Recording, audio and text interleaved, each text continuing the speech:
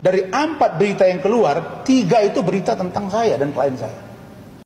Ya, meski terkesan kepedean dan mungkin kegeeran yang berlebihan, namun memang ada benarnya. 3 dari 4 pemberitaan tersebut berkaitan dengan Mr. Potato dan kliennya. Namun yang menjadi persoalan adalah pemberitaan tersebut berkaitan dengan hal yang baik atau buruk. Tambang duitnya sudah diamanin Niki, gimana ya kelanjutan proyek rumahnya tuh Kang? Turut prihatin dan sangat menyayangkan pada akhirnya renovasi rumah tersebut yang seharusnya berjalan lancar dan mulus harus terhenti seketika dan tak terduga. Bahkan bisa dikatakan mangkrak dengan tanpa kata. Nantang MM untuk datang. Jangan hanya ngomong doang. Tong kosong nyaring bunyinya. Makin banyak ngomong, makin terlihat kosongnya. Ya, lucu ya. Seperti membuang kotoran di wajah sendiri.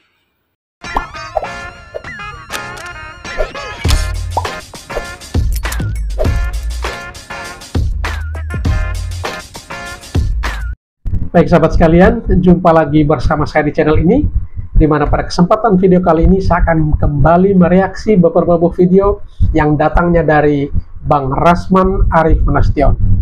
Siapa sih yang tidak mengenal Bang Rasman Arif Nasution, pengacara yang kontroversial itu? Pada video kali ini, saya akan mereaksi beberapa video yang datangnya dari Bang Brewok ya. Bang Brewok ini mencoba untuk menanggapi setiap statement atau pernyataan dari Bang Rasman Arif Nasution maupun dari keluarga besar Fadel Bajideh. Tentu pernyataan mereka baik di konferensi pers ataupun juga jawaban mereka atas pertanyaan di awak media dari awak media di beberapa kesempatan sangat membuat Bang Brewok ini tidak nyaman. Dikarenakan apa? Statement baik Bang Rasman maupun keluarganya Fadel Bajideh selalu blunder, ya. Karena apa yang mereka ungkapkan atau mereka ucapkan tidak sesuai dengan realita atau kenyataan.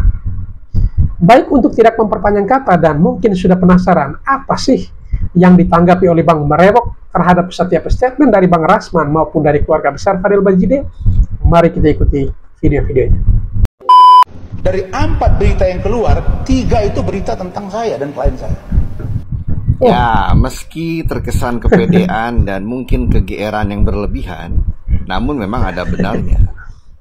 3 dari 4 pemberitaan tersebut berkaitan dengan Mr. Potato dan kliennya. Namun yang menjadi persoalan adalah pemberitaan tersebut berkaitan dengan hal yang baik atau buruk. Nah, itu yang menjadi persoalan. Karena faktanya yang menjadi sorotan publik dan pemberitaan tersebut berkaitan dengan hal yang buruk.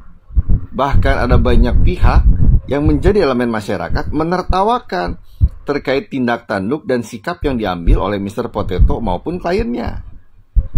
Mr. Potato. Kegeeran boleh-boleh saja, kepedean pun boleh-boleh saja, berasa penting pun silahkan-silahkan saja. Karena itu sebuah pilihan bukan? Hanya saja tahu diri itu jauh lebih baik. Itu jauh lebih baik. Karena faktanya publik menertawakan terkait tindak tanduk dan sikap yang diambil oleh Mr. Potato maupun kliennya. Dan pemberitaan yang terjadi pun malah menambah gemas elemen masyarakat terhadap apa yang dilakukan oleh Mr. Potato maupun kliennya. Waalaikumsalam bukan? Ya. Maka apabila Mr. Potato merasa pede dan merasa penting terkait pemberitaan yang ada, maka bacalah berita tersebut dengan baik dan benar. Ya, agar cermat melihat pemberitaan tersebut berkaitan dengan hal baik atau buruk. Ya. Bahkan apabila Mr. Potato merasa penting dan merasa dipercaya oleh masyarakat, masyarakat yang mana yang mempercayai Mr. Potato? Iya. Mungkin lebih tepatnya dipercaya oleh klien yang sama-sama waalaikumsalam. Layaknya Mr. Potato. Itu jauh lebih tepat. Paham kan? Paham lah. Masa sih nggak paham? Alright? Alright. Masa tidak?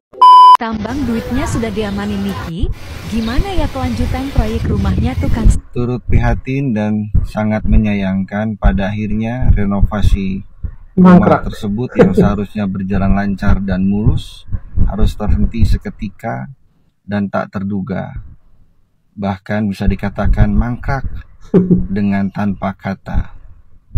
Hal tersebut dikarenakan donatur yang seharusnya menjadi donatur tunggal harus diamankan di safe house, dan itu disebabkan oleh terkodel-kodel. Nah, maka kita lihat apakah langkah-langkah strategis yang akan dilakukan terkodel-kodel bersama kakaknya ataupun dengan keluarganya terkait kondisi yang ada, yang pada akhirnya kondisi renovasi tersebut harus terhenti seketika alias mangkrak dengan tak terduga dikarenakan ada langkah-langkah yang gagal yang dilakukan oleh terkodel-kodel maupun keluarganya terkait donatur yang akan membantu renovasi rumah tersebut. Apakah salah satunya mencari donatur baru? Maka mari kita lihat saja. Alright. Selamat mencari donatur baru terkodel-kodel. Nantang MM untuk datang. Jangan hanya ngomong doang. Tong kosong nyaring bunyinya. Makin banyak ngomong, makin terlihat kosongnya. Ya, lucu ya. Seperti membuang kotoran di wajah sendiri. Karena selama ini yang banyak bicara, yang hanya ngomong doang, bukankah Anda, Mr. Potato? Ya, banyak bicara, minim tindakan. Itulah faktanya. Maka tak perlu menantang-menantang. Kalaupun mau menantang, ya menantang diri sendiri saja agar tidak banyak bicara, lebih banyak tindakan. Karena selama ini minim tindakan, bicaranya lebih banyak. Ya. Toh kemarin saja terkodel-kodel tidak menghadiri panggilan dari tim penyidik. Kuasa hukumnya saja tidak mewakili, bukan? Jadi yang sebenarnya banyak bicara siapa? Anda atau pihak dari NM? Makanya berkaca agar tidak salah bicara. Malu kan? Ya, mempermalukan diri sendiri. Pada saat panggilan pertama saja, klien Anda tidak hadir, bukan? Dengan alasan kurang sehat meskipun tidak didukung dokumen dari pihak-pihak tertentu. Anda sebagai kuasa hukum saja tidak hadir untuk mewakilinya. Ayo. Sedangkan dari pihak NM melalui kuasa hukumnya hadir dan datang. Bahkan kakak dari NM pun datang, padahal mereka tidak memiliki kewajiban untuk datang. Maka kita lihat saja di pemanggilan kedua, apakah klien Anda datang atau tidak. Atau jangan-jangan akan mengulangi kekurangan sehatnya. Apakah Anda pun akan datang atau tidak sebagai kuasa hukum? Kita lihat saja, apakah Anda akan mewakilinya atau tetap menghindar untuk menghadirinya. Kalaupun kehadiran NM untuk turut hadir, itu sebagai bonus karena pihak NM tidak memiliki kewajiban untuk datang dan hadir. Justru Anda lah bersama klien Anda yang diwajibkan hadir, tidak lagi mangkir seperti pemanggilan sebelumnya. Jadi tak perlu menantang-menantang. Kalaupun mau menantang, menantanglah terhadap diri sendiri dan klien Anda untuk secara gentleman menghadapi permasalahan dan perkara yang dibuat oleh klien Anda sendiri. Alright. Ulala. Melaporkan dia atau tidak, saya diam saja. Tapi kalian lihat ke depan. Orang pintar akan jauh lebih banyak mendengar, akan jauh lebih banyak berpikir, dan hanya akan sedikit berbicara. Bila berbicara pun untuk hal-hal yang penting saja. Dan ingat, orang pintar tidak perlu dan tidak akan menunjukkan kepintaran yang dimilikinya. Itu kalau orang pintar. Alright? Tapi orang bodoh? Namun orang bodoh akan jauh lebih banyak berbicara daripada mendengar, daripada berpikir. Karena seakan-akan bila dia banyak berbicara akan terlihat pintar. Padahal dengan banyak dia berbicara tanpa berpikir, tanpa mendengar, malah memperlihatkan kebodohannya. Karena orang bodoh beranggapan dengan banyak berbicara akan terlihat lebih pintar untuk menutupi kebodohannya. Alright? Alright. Itulah perbedaan orang pintar dan orang bodoh. Sangat signifikan, namun mampu dibedakan dengan mudah. Maka silahkan simpulkan saja, apakah yang bersangkutan pintar atau bodoh? Apa jawabannya? Atau kosong? Alright? Faham kan? Faham lah ya. Alright. Ulala.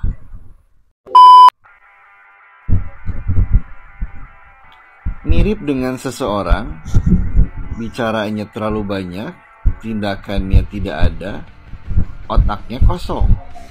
Ya, mirip dengan seseorang yang seperti itu. Siapa ya? Siapa ya? Siapa? Ya benar, dia orangnya. Tepat sekali dia. Mirip sekali bukan? Perawakannya sangat similar. Ayo, sudah paham belum? Paham lah ya, masa sih tidak paham? Seharusnya paham. Alright, alright, ulala. Kalau yang kemarin kan lingkungannya udah jauh ya, jadi kalau yang ini kan udah enggak, jadi dia harus berada. Terkadang seseorang yang kita anggap dekat, entah itu teman, seseorang yang kita sayang dan lain sebagainya, malah berpotensi menjadi seseorang yang paling memiliki kemungkinan untuk menjadi musuh terbaik, atau bahkan yang paling berpotensi untuk merusak dan menghancurkan diri kita. Bahkan terkadang seseorang yang kita tidak senangi, yang mungkin tidak dekat dengan kita, bahkan mungkin musuh terbaik kita, malah berpotensi memiliki kecenderungan menjadi teman terbaik, bahkan menjadi penyelamat terbaik diri kita. Semua kemungkinan serba mungkin terjadi, karena di dunia ini tidak ada yang tidak mungkin. Semua serba mungkin terjadi. Yang kita anggap baik, mungkin saja buruk untuk kita. Yang kita anggap buruk, mungkin saja memiliki kecenderungan baik untuk kita. Maka pintar-pintarlah dalam memilih lingkungan, dalam memilih pertemanan, dalam memilih untuk mempercayai atau menyingkirkan orang-orang yang sebenarnya layak atau tidak layak untuk bersama kita. Ya, karena apabila seseorang tersebut diberikan ruang yang ideal dan cukup, tidak ditentukan oleh durasi waktu, bahkan apabila didampingi oleh psikolog ataupun psikiater, bahkan apabila didukung dengan lingkungan yang kondusif, didukung pula dengan orang-orang yang relevan dengan apa yang dibutuhkan, maka cepat atau lambat seseorang tersebut akan jauh lebih cepat kecenderungannya untuk memahami dirinya sendiri. Ya, namun apabila yang terjadi sebaliknya, akan semakin sulit memahami apa yang terjadi. Bahkan memahami diri sendiri saja akan jauh lebih sulit. Ya, maka kita pun bisa melihatnya dengan sangat jelas. Sikap dan tindakan yang diambil oleh pihak keluarga maupun pihak-pihak terkait terhadap perkembangan seseorang tersebut sudah sangat baik. Memberikan ruang yang cukup, tidak memaksakan untuk lekas berinteraksi dan lain sebagainya. Dan upaya-upaya menjauhkan seseorang tersebut dari lingkungan yang buruk, dari seseorang yang memiliki efek dan impact yang buruk, itu sudah lebih dari cukup. Maka kita lihat saja bagaimana perkembangan selanjutnya. Mudah-mudahan kita semua berharap ke arah yang jauh lebih baik. Tentunya terkait hubungan antara ibu dan anak pun berharap akan jauh lebih baik. Meskipun tidak cepat, meskipun tidak lambat, semua akan ada waktu yang tepat. Alright, alright, ulala. Kenapa akhirnya memutuskan ini? Udah kesel banget apa gimana, Nyai? Geram gak sih nih? Benar-benar terjadi bukan seperti apa yang aku sampaikan sebelumnya, bahwa Mr. Potato berpotensi untuk dilaporkan ke pihak yang berwajib terkait tindakan yang sudah dilakukan pada saat pers conference. Ya, pada saat Mr. Potato melakukan pers conference, Mr. Potato sempat menunjukkan salah satu dokumen, dan dokumen tersebut masuk dalam kategori data pribadi. Ya, dokumen tersebut adalah hasil USG. Maka pertanyaannya adalah, hasil USG tersebut didapat dengan cara bagaimana? Legal atau ilegal? Karena seseorang yang melakukan USG tersebut masih di bawah umur, maka tentunya membutuhkan izin dari walinya, yaitu orang tuanya. Lalu pertanyaan selanjutnya, apakah menunjukkan dokumen tersebut yang notabene hasil USG tersebut sudah seizin yang bersangkutan atau tidak? Sudah seizin wali atau orang tuanya atau tidak? Maka harus diingat, seseorang yang di bawah umur, apapun bentuknya yang berkaitan dengan medis, hukum, administrasi, dan lain sebagainya, membutuhkan izin dari walinya, dan tentunya itu adalah orang tuanya. Faham kan? Faham lah, masa sih nggak paham? Maka pertanyaan pamungkasnya adalah, apakah Mr. Potato pada saat menunjukkan dokumen tersebut sudah seizin yang bersangkutan apa tidak? Sudah seizin wali atau orang tuanya atau tidak? Karena apabila hal tersebut dilakukan tanpa seizin yang bersangkutan dan orang tuanya, maka akan ada konsekuensi hukum. Dan pasal yang dikenakan tidak main-main. Bukankah Mr. Potato mengklaim dirinya adalah ahli hukum, pakar hukum, dan lain sebagainya? Maka seharusnya apabila beliau benar-benar ahli hukum dan pakar hukum, seharusnya paham betul terkait izin dan konsekuensinya. Itulah yang menjadi pertanyaan. Apakah benar Mr. Potato ahli hukum atau pakar hukum? Karena tindakan, sikap, dan ucapannya rasanya tidak mencerminkan seseorang yang kredibel di bidangnya. Faham kan? Faham lah. Masa sih tidak paham? Alright? Alright. Ulala. Kenapa sih kok Anda usik saya gitu? Ada pengacara yang lain juga bahas. Bukan mengusik Mr. Potato. Lebih tepatnya banyak orang risih dan gemas dengan Anda. Karena tindakan Anda, sikap Anda, cara berbicara Anda dalam menangani sebuah kasus tidak mencerminkan kapabilitas, kapasitas, dan kredibilitas Anda yang notabene Anda klaim sebagai kuasa hukum, ataupun lawyer, ataupun ahli hukum, ataupun pakar hukum. Karena jujur saja apabila Anda tidak menyadarinya, akan kita coba untuk membuat Anda menyadarinya. Cara berpikir, cara berbicara, cara menyampaikan, cara bertindak, dan cara bersikap Anda tidak mencerminkan Anda ahli di bidangnya.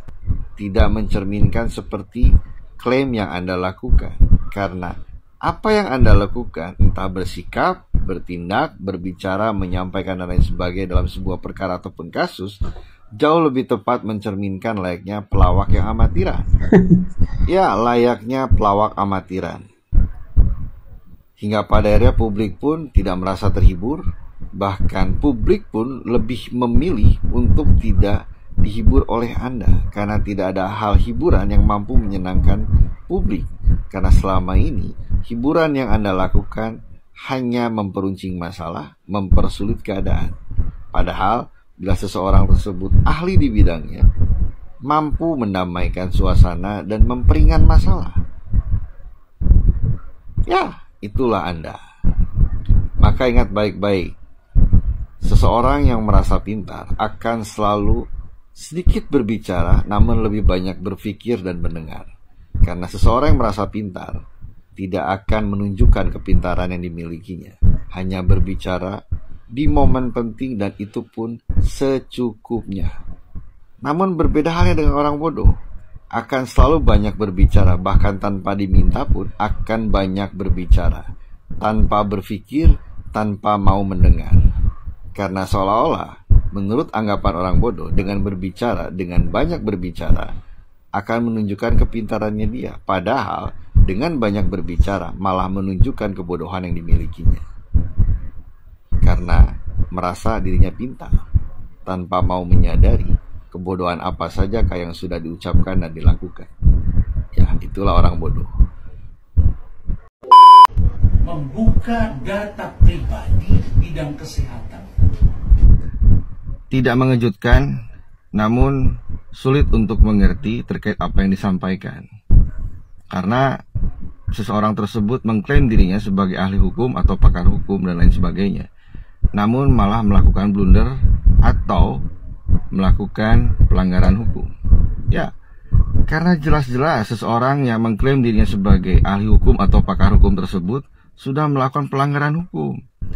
Maka harus diingat, bila seseorang melakukan tindakan medis dan lain sebagainya, namun seseorang tersebut masih di bawah umur, maka diperlukan perizinan dan persetujuan dari orang tuanya. Begitupun bila ada seseorang yang ingin mempublikasikan rekam medis dari seseorang yang di bawah umur, maka membutuhkan juga izin dan persetujuan dari orang tua. Maka apabila mempublikasikan rekam medis dan lain sebagainya tanpa seizin orang tuanya, apabila seseorang tersebut di bawah umur, maka dapat dikategorikan pelanggaran hukum.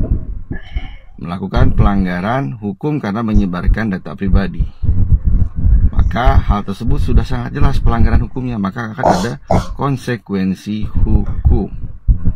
Lalu mengapa seseorang yang mengklaim dirinya sebagai ahli hukum dan pakar hukum bisa memiliki data pribadi orang lain? Karena seharusnya rekam medis tersebut atau data pribadi tersebut haruslah berada di pihak konsumen atau di pihak seseorang yang melakukan tes medis tersebut, bukan di orang lain ya? Apakah seseorang yang mengklaim dirinya ahli hukum pakar hukum tersebut mendapatkan rekam medis ataupun catatan pribadi tersebut dengan cara legal atau ilegal? Nah, ada pelanggaran perlindungan konsumen. Maka harus diingat, hal-hal administratif, catatan medis dan lain sebagainya seharusnya hanya dimiliki orang yang bersangkutan. Dan apabila seseorang tersebut di bawah umur, maka seharusnya dimiliki oleh wali atau orang tuanya, bukan oleh orang lain. Kalaupun berada di tangan pihak kedua dan lain sebagainya, haruslah seizin yang bersangkutan. Apabila di bawah umur, maka harus seizin wali dan orang tuanya. Ya, maka harus diingat pula, apabila seseorang yang di bawah umur melakukan hal-hal yang berkaitan dengan medis dan lain sebagainya, haruslah seizin dari orang tua yang bersangkutan.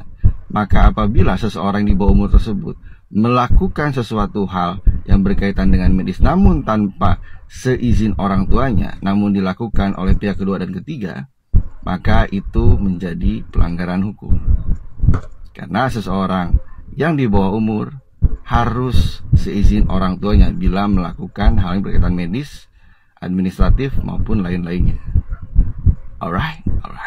Maka dapat disimpulkan, seseorang yang mengklaim dirinya sebagai ahli hukum dan pakar hukum sudah melakukan pelanggaran hukum atau perbuatan melawan hukum, karena patut diduga melakukan serangkaian hal-hal yang bersifat medis terhadap seseorang yang di bawah umur namun tanpa seizin orang tua, serta melakukan publikasi terhadap rekam medis seseorang yang notabene di bawah umur tanpa persetujuan dan seizin orang tua yang bersangkutan.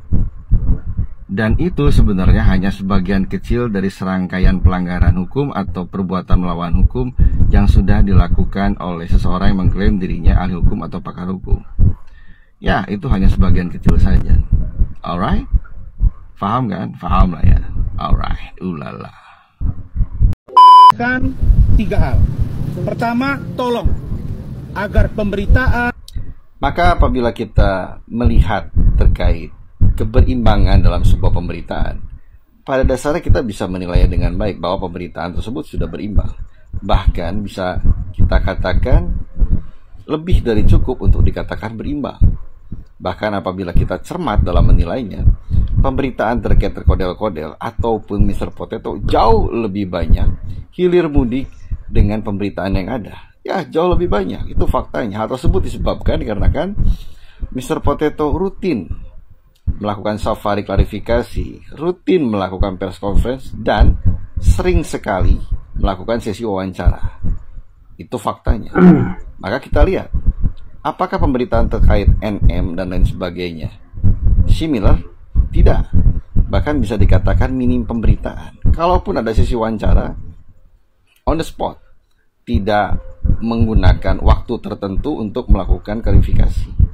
Maka bila bicara tentang keberimbangan, lebih dari cukup, bahkan bisa dikatakan lebih dari biasanya. Jadi yang tidak berimbang terkait apa? Apakah masih kurang cukup sesi wawancara yang dilakukan terhadap Mr. Potato sehingga bisa mengatakan butuh keberimbangan? Ulala. Lalu terkait tuduhan ataupun dugaan yang dilakukan Mr. Potato terkait NM yang dianggap menelantarkan anak selama 2 tahun. Oke. Yang dilihat oleh Mr. Potato hanya kulit luarnya saja, yang tampak di mata saja. Ada hal-hal tertentu yang dikerjakan yang tanpa harus dilihat oleh orang lain. Ya, ada banyak hal yang dilakukan oleh NM sebagai ibu terhadap anaknya. Namun, tanpa diketahui oleh banyak orang, tanpa diketahui oleh anaknya sendiri. Maka apabila tuduhan tersebut disematkan terhadap NM yang dianggap menelantarkan anak, Anda salah alamat. Karena ada banyak hal yang tidak Anda ketahui, ada banyak hal yang tidak Anda pahami yang dilakukan oleh NM sebagai ibu terhadap anaknya selama 2 tahun, kurang lebih. Maka alangkah lebih baik dan bijaksana tidak menyimpulkan sesuatu bila tidak memahami hal tersebut. Karena apabila menyimpulkan tanpa belajar mengerti dan tanpa belajar memahami, maka kesimpulan yang disampaikan akan menjadi sesat dan tersesat. Dan itu adalah ciri-ciri orang yang sesat dalam berpikir, hanya melihat yang terlihat, tanpa mau melihat sesuatu yang tidak terlihat oleh mata. Maka belajarlah berpikir, belajarlah mendengar sebelum berbicara, agar tidak mempermalukan diri sendiri. Alright. Ulala. Lalu terkait penolakan yang dilakukan oleh NM sebagai ibu terhadap anaknya di saat ingin pulang. Oke, aku akan sedikit jelaskan agar mudah difahami. Oke. Terkadang orang tua ingin memberikan pelajaran terhadap anaknya, baik tentang arti hidup, baik tentang bagaimana caranya hidup, dan lain sebagainya. Jadi di saat orang tua memberikan pelajaran tersebut, bukan berarti menelantarkan, bukan berarti menolak. Agar anak faham bahwa hidup tidak semudah apa yang dibayangkan, bahwa hidup tidak semudah seperti apa yang dilihat, dan lain sebagainya. Oke? Penolakan tersebut bukan berarti keengganan untuk menerima kembali. Karena keinginan NM sebagai ibu, anak tersebut pulang ke rumah tanpa ada keterkaitan apapun lagi dengan terkodel-kodel. Karena akan percuma rasanya pulang ke rumah, namun masih ada keikatan dan keterkaitan dengan terkodel-kodel yang jelas-jelas memiliki dampak dan implikasi yang buruk. Karena apabila hal tersebut terjadi, seolah-olah hanya memindahkan masalah yang ada di luar rumah, yang pada akhirnya menjadi ada di dalam rumah. Sedangkan di rumah ada adik-adik dari L. Nah, jangan sampai hal buruk yang terjadi malah berimplikasi terhadap anak-anak yang lain. Maka penolakan tersebut terjadi dan dilakukan dikarenakan sebab-sebab tertentu dan faktor-faktor tertentu untuk meminimalisir resiko yang lebih fatal. Karena keinginan NM sebagai ibu adalah anaknya pulang ke rumah tanpa ada lagi ikatan dan keterkaitan dengan terkodel-kodel untuk meminimalisir resiko yang lebih besar. Karena ingat, di rumah tersebut tidak hanya ada NM, tidak hanya ada L nantinya, melainkan ada adik-adiknya yang lain. Efek tersebutlah yang diminimalisir oleh NM sebagai ibu, agar implikasi buruk tidak berpengaruh terhadap anak-anaknya yang lain. Karena anak-anaknya yang lain masih kecil-kecil, belum paham terkait apa yang terjadi. Ingat, meminimalisir resiko. Karena kita semua paham dan tahu persis efek buruk, implikasi buruk yang terjadi di saat L bila masih bersama-sama dengan terkodel-kodel. Alright.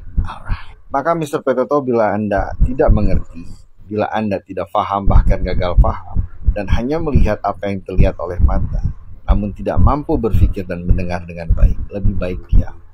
Karena diam jauh lebih baik daripada banyak berbicara hingga pada akhirnya menambah masalah dan perkara yang ada. Ya. Alright. Ulala. Pengacaranya padahal saya tidak mau. Tapi kalau seandainya Ibu Nikita Mirjami menunjuk Ya, meskipun NM sudah memiliki kuasa hukum dan itu pun sudah lebih dari cukup bila hanya menghadapi seorang Mr. Potato ataupun terkodel-kodel, ya sudah lebih dari cukup. Namun apabila beliau menambah deretan kuasa hukum yang akan menjadi kuasa hukum NM, rasanya akan jauh lebih seru. Ya, meskipun tidak berimbang. Ya, tidak berimbang bila hanya menghadapi Mr. Potato dan terkodel-kodel. Bagaikan bumi dan langit. Ya, karena levelnya berada di level yang berbeda. Maka kita lihat saja apakah NM hanya akan bersama kuasa hukum yang ada atau akan menambah deretan kuasa hukum lainnya, terutama dengan beliau. Ya, akan seru rasanya. Alright.